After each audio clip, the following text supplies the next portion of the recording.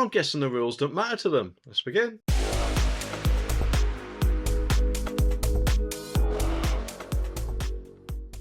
Now, of course, I could be wrong, but I would have thought that someone who works for Asda might have a little bit more common sense than either of my friend's pet dogs, especially about what they're actually allowed to legally sell or not.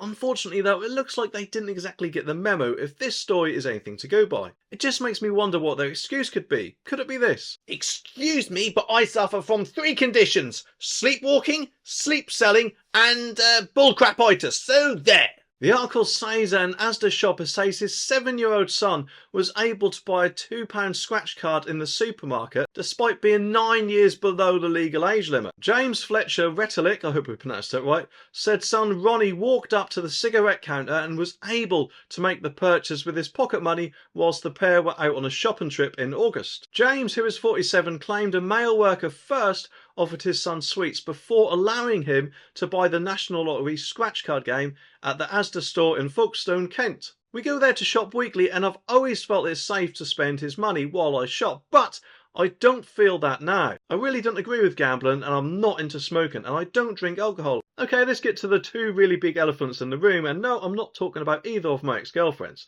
Number 1, why is an Asda cashier even offering sweets to a child even though he's a customer? I mean, is his name Jimmy or something like that? And of course, number 2, why is the father actually leaving his 7-year-old son to wander around a big supermarket by himself?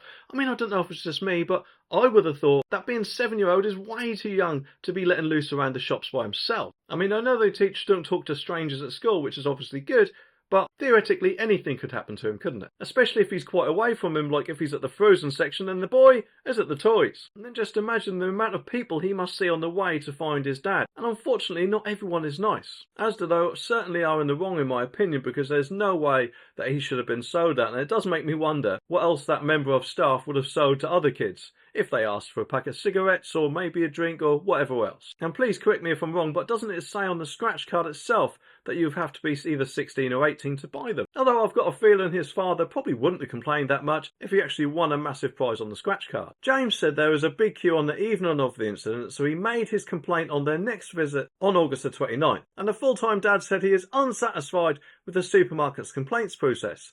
James said he doesn't think that the incident is really being taken seriously and claims he didn't hear from the supermarket for over 3 months at one point. And as the spokesperson said, we would like to apologise and reassure Mr. Fletcher Retelik that as soon as we were made aware of this incident, an investigation was launched within the store to understand how his son was able to purchase this product despite our robust policies surrounding age-restricted sales. Well, at the minute, their policy looks about as robust as candy floss, doesn't it? Then again, in this video, it seems as if Keir Starmer has come up with a robust policy of his own, but don't fall for it.